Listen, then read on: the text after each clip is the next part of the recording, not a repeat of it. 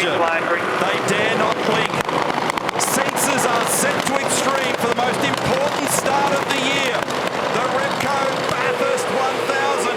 And a great start for car number 11. D'Alberto's got away beautifully at the start of the great race. Up the inside comes Holdsworth. D'Alberto's done a beautiful job to launch that car with 88 kilos of heavy fuel, cold tyres and a lot to manage getting off the line. The best start was Garth Tander. He flicked to the left, he went down the inside of James Moffat, and he almost got right down the inside of Holdsworth. He's currently third. He was able to walk car 888 off the line perfectly. Turn 2, cold tyres. You need to try and make ground, but not be too greedy. Turn 3, blind approach past the rock face, into the left-hander in the cutting. Very easy to lock a brake while those tyres are cold on the run through here. The wall cam gives you an indication of the 1 in 6 gradient popping out the other side now. Holdsworth is running with D'Alberto as they grab fourth gear and make the run over the top of the hill. Even with the cold tyres, they're still hovering just under 200 kilometres an hour over the top. Through metal grey, parallel to the fence on the run to McPhillamy.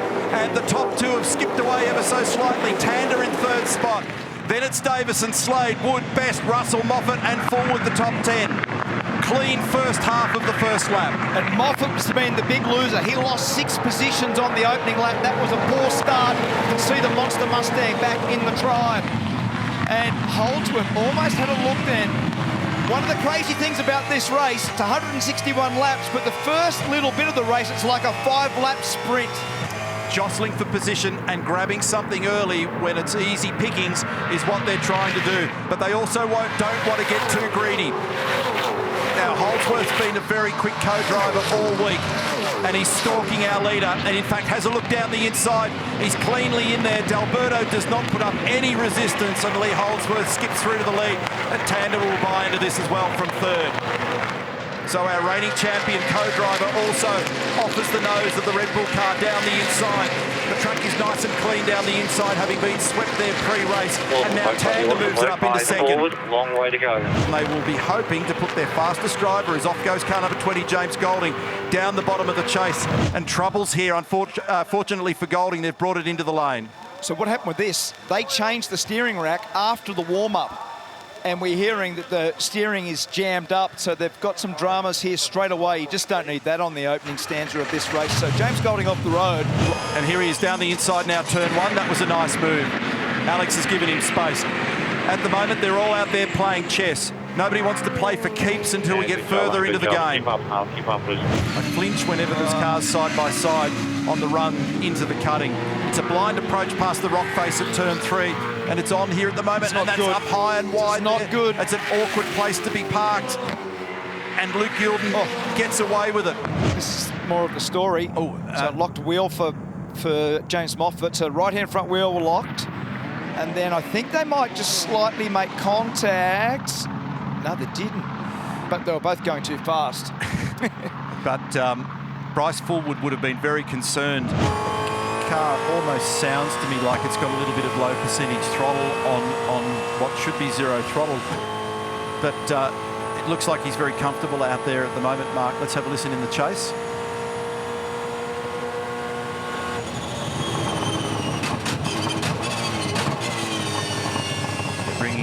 Car number 35 in Jaden Ojeda as well. There's so much movement going to go on through the off-season before we get cracking at Newcastle again next year.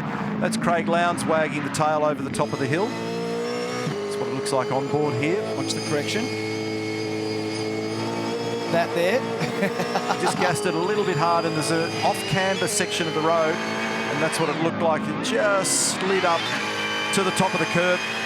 He was well in front of the car. He had the opposite block on it, caught it nicely. We've got a drama here for car number 44. Thomas Randall is deeply buried in the Boost Mobile Mustang, well in the beach. Now this will trigger some activity down here. And in the lane, the Waters Moffat car doing a driver change. They've had a difficult opening stint with this car. It was a tough start. And then we saw him off the road. In fact, they're going to scramble the safety car. So Thomas Randall gets out of the beach down at turn 1. Control of the race is now held by Lee. Garth stalking. Typically get a bit of action on these restarts after the cars get so close. Remember, cold tyres and Randall also peeling off in the background, coming in to deal with all the junk that's got into that car. Nice restart there for Lee Holdsworth. Pretty much the same kind of margin back to Delberto, and then the congestion starts to unpack. Down the inside, nice move, well done. Waters gets luff. That last lap was traffic affected. So in the foreground here, car number 5 is LeBrock after the change. Car number 96 is Pither. Scary. That's scary for Waters, because what it does, you can get around the outside there, but you're on the dirty part of the road then in the braking at the bottom of the chase. Jack will be trying to get a run off here. Oh, he gives him a bump in the middle of the corner. And now we're going to be 3 abreast. And now there's some dodgem car stuff as they move around, trying to position themselves over the rise. There's 4 cars in a gaggle at 260 kilometres an hour. It was pretty darn close then for Heimgartner over the top of the hill. And it's as close as you dare to getting to that wall. If you get any further over, it's actually quite dusty down in that little hollow there. Smoke from the back of the Jack Perkins car. Now, they got a major issue going on here. So problems at Erebus Motorsport. Unfortunately for Jack Perkins, way too much smoke visible from the back of that car. Images of Perkins sliding his way into the pit lane, and that violent steering wheel shake tells us, together with the smoke, that they've got a problem with the power steering in this car. 4 wheels and tyres. That's the easy part. Getting the driver in safely is a little bit more complex. Belts, hands device, radio comms check, full suit, the lane is clear. Drink hose, first gear, comms established, the lane is clear. waiting for the drop on the cue. There's a bit of fuel leaking I saw before from this car as well, which everybody be keeping a very close eye on. It's supposed to be a dry brake system. It's a Siamese fitting, and a male and a female adapter. Is a lively part of the racetrack, and particularly if you happen to be Jonathan Webb at the moment. Car number 19, the local Legends entry, didn't look like he was going to stop down there. Didn't make the gravel, thankfully, so just carried too much pace. He's down in 18th position at the moment, a former Great Race winner, and has also enjoyed victory in the 12-hour here as well. The steering system replaced in this car is that it opens. Can you get back out there and just build the car out for me? I wonder whether this is a recurrence of the problem that we saw that Will Davison had at Sydney Motorsport Park. That's disconcerting, because there's a lot of vital information that you do need for this race. In a sprint race, it's a nice to have. At Bathurst, it's a must have. Back's pretty lively. Back to LeBrock down the inside, and there's another radio message that I just got. Perkat's saying that he's got a dash issue. Mostert is slowing. No way. From the lead of this race, Copy, the buddy, car copy. is slowing. Yeah, 14 seconds gap to the car behind. Oh, it sounds It's good. over. In this lap, staying in the car. This is just fuel and tyres. Was it a tyre puncture, maybe? Maybe it was flailing, was it? Yeah, maybe it had delaminated or something, and he just had to slow right up. Cold tyres. They're blistered. Those tyres are blistered. Too much camber. Here we go. A 15-second time penalty, a 15-second time penalty, car 34 for a pit stop infringement. It's lurking over in the background there as well. Keep an eye on that weather. Oh, wheel spinning. That'll be the reason why there was the 15-second penalty for Matt Stone Racing. And the reason is they've got a clutch drummer. And that'll make for an opportunity down the inside when they get to Hell Corner. Slade on Yulton, done. Forward, also taking advantage of that situation. And Luke just ends up high and wide there and drops a couple of spots. So that brings Slade up to 8th. While you were talking then, Mark, I was listening in the background. Oh, that was wild before car number 35 over the top of the hill, and Zane Goddard. Passenger window, and I'm just looking at what he's trying to do, because he can't get it engaged in behind there. He's done it this time, so they look like they've been successful. Because the pressure's not up. They've got nitrogen in these tyres, and the friction builds the tyre pressure as they go, but early on they start out at a minimum of about 17. That doesn't look good at all. And then it gets up to a high 20 psi area, sometimes 30, maybe a little bit more. I haven't seen that before. I've never seen them pop the whole of the internals out of that air jacket. All cold green tyres, mate. Car on exit, car on exit.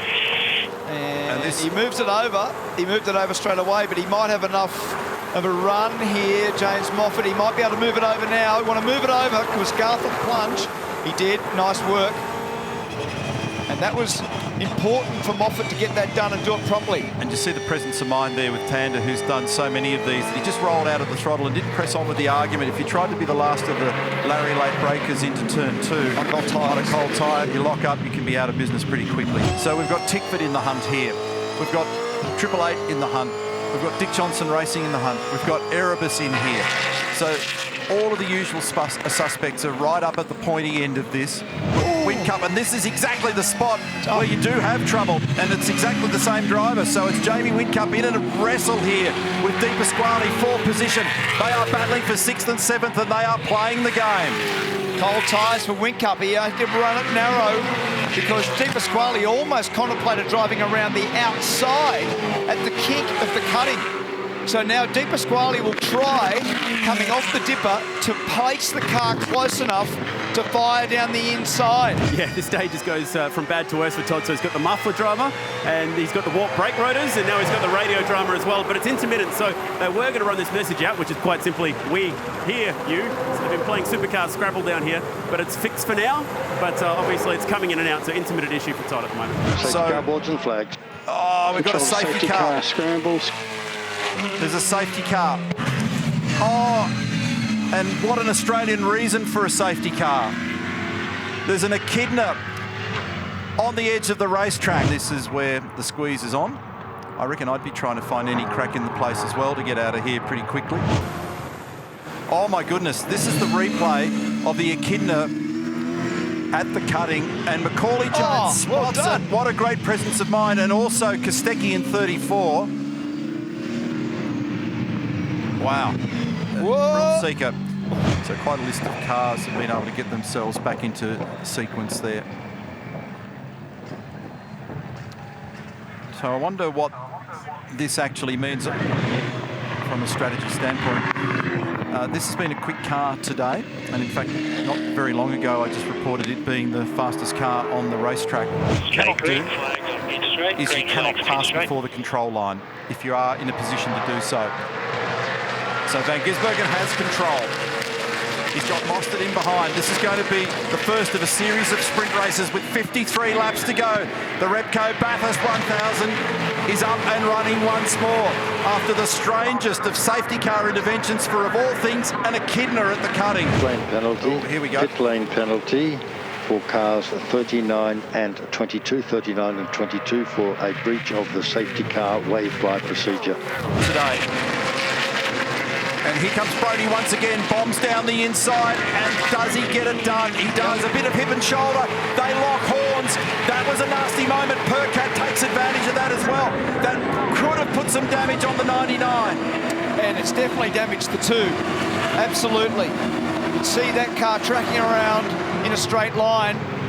So steering damage, I think, for car 2 for Bryce Forward. They're all bumping and grinding up the hill here now. Davison's hooked in the back of this. He's pushing. It's like bump drafting in the NASCAR series. Around the outside, this piece now, and he's been held out. This is for the lead of the race. It's on. It's on. That was a big move at the end of Mountain Straight. You've got Whincup and a really bad spot for the second time in 2 years. Up on the inside is Mostert. They are too wide at the cutting, and that is a very difficult thing to do. Mostert's in the game. He's dropped a spot as a result of having a lunge there. Di Pasquale up the inside. He'll go up to 3rd. And now Mostert drops a spot. Water's all over him. And down the inside comes Brodie. Brodie on the inside. Wow! On the way through, past the middle. Grady got away with it. Shane Van Gisbergen orchestrated that whole thing. He knew where Whincup was. He held Mostert out. He allowed Whincup to park the car in the right spot. And he's now got a 1-2 for Red Bull. Anton knows it. Is there space? He's got to be careful down here. It's the dirty side of the road. Di Pasquale does not offer any resistance, and Mostert now moves it up into 3rd. Nice move. Nice move. Oh, more trouble. This will be another safety car. The Toyota Gazoo Racing S's on the run to the dipper. And we're going to see another safety car. So it's the same old deal as we get later in the race. People get tired. Mistakes are made. This really helps Red Bull massively. It does. No, sorry. Only Van Gisbergen and Tander. Well, yeah. It doesn't help Whincup. No, because he's taken He's some pain gone there.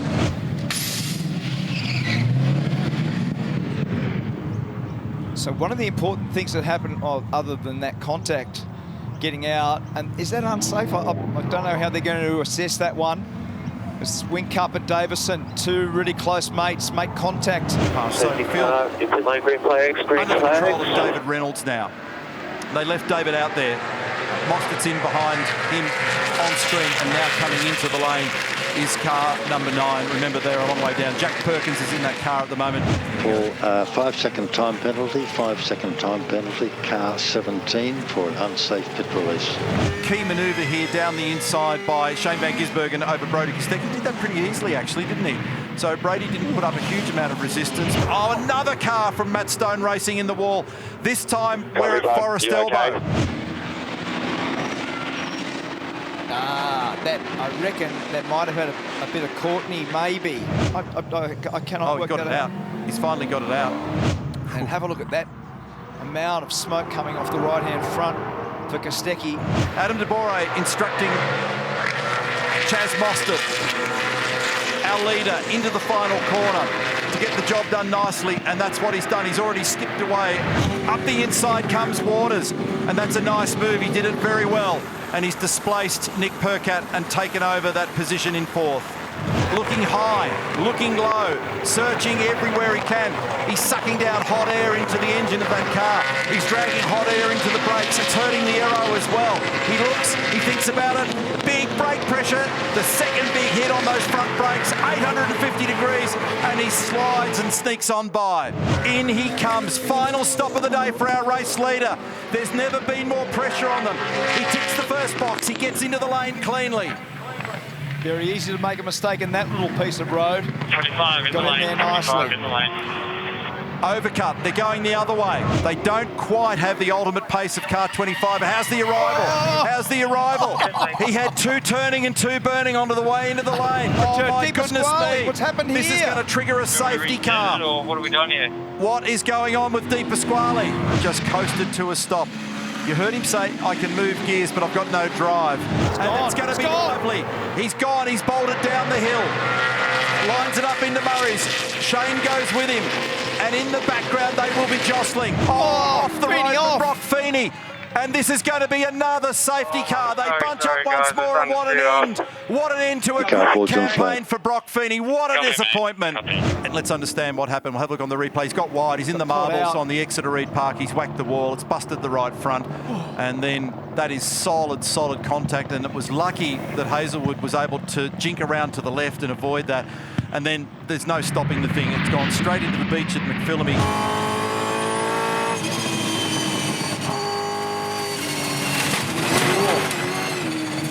There wasn't much warning there. He was just a fraction wide. Just a tiny bit. It just didn't turn like he expected, and that's because the tyres weren't up. Mozzie's changed it up. A little bit of a love bite. He waited for the tap, and then he went. So away goes Chaz Mostert. Van Gisbergen goes with him. Waters 3rd. Kostecki in 4th. You've gone from low 5s to low 6s. Yeah, so the big drop-off, but it's comparative to both. 6-1 plays 6-3 on the last lap for a 2.7 second margin, 1st to 2nd. So what the problem is when you do this, folks, is that although it looks like they've slowed down, they've only slowed down to the grip level. So as your tyre goes away, you've still got the same level of risk, and the cars are harder to drive. Shane Van Gisbergen is in trouble. It will have hurt the tyre. He's reported it. He's lost all of his pace. They're standing by to put a tyre on it. Is that a flat spot or something I can hear in the background with that thing? Right front, have a look at it. He's got no pace, he's gone. It looks like it's deflating. And he's had to move out of the way. Cam Waters goes around the outside, up under the tree. This brings Waters up into P2, just as it was last year. And can he get across here? These are all hard corners. Oh, Kostecki! Now he's wide. Oh my God, that was so close! Garth Tander really hard to get a gauge on exactly what's happening here, mate. What are you hearing on the radio? He just said right front tyre, so looks like right front tyre's delaminated, so that's us. Down the hill for the last time, the marshals acknowledge what's been a very special drive today. In particular, the comeback from the Never Never. It put them out of sequence. They lost all their flexibility with fuel, but a fast car saved the day. On to Conrod Straight for the last time with a 3.6 second margin. Cam Waters is going to make it onto the podium, P2 runner-up again. for the second year running, and a very special moment for Brodie Kostecki in position number 3 for the first time in his career. But now all the focus, the accolades, the applause, the elation, it all belongs to Chaz Mostert. For the second time in his career, he lines it up out of the direction change into Murray's corner now for the final time. Second gear, lines it up. The 2021 Repco Bathurst 1000 winner is Chaz Mostert. Well done, Chaz Mostert. Lee Holdsworth, his first ever victory at Mount Panorama. And 10 years after this group last won this major race, they broke through with an emotional moment that means everything. It does mean everything to them. You can see the elation. The reaction from that team is unbelievable. For 2021, Chaz Mostert is our winner, together with Lee Holdsworth. A popular victory today by 3.7 seconds over Cam Waters and James Moffat. Brodie Kostecki and David Russell, that's a fine performance to get on the podium here at the Bathurst 1000. Brodie's going to be proud of that one. Jamie Whincup, Craig Lowndes, not quite there, home in 4th. Bryce Fullwood, Warren Luff, fine performance in 5th. Nick Percat, Dale Wood, James Courtney, Thomas Randall, Todd Hazelwood, Dean Fiore. And looking further afield at all of those that have got other stories to tell. There are 1 or 2 drivers that will be pretty frustrated that they were not able to get there. That will most certainly include 888, Shane Van Gisbergen and Garth Tander. Damage to a front tyre late in the game for them, taking them back into the teens at the completion of this race. 18th for Shane Van Gisbergen. Unbelievable set of circumstances. In fact, the 2 cars that were in contention all day, one had a rear tyre failure and the other had a front tyre failure. At the end, they were just driving them so hard. They were qualifying laps, lap on lap on lap.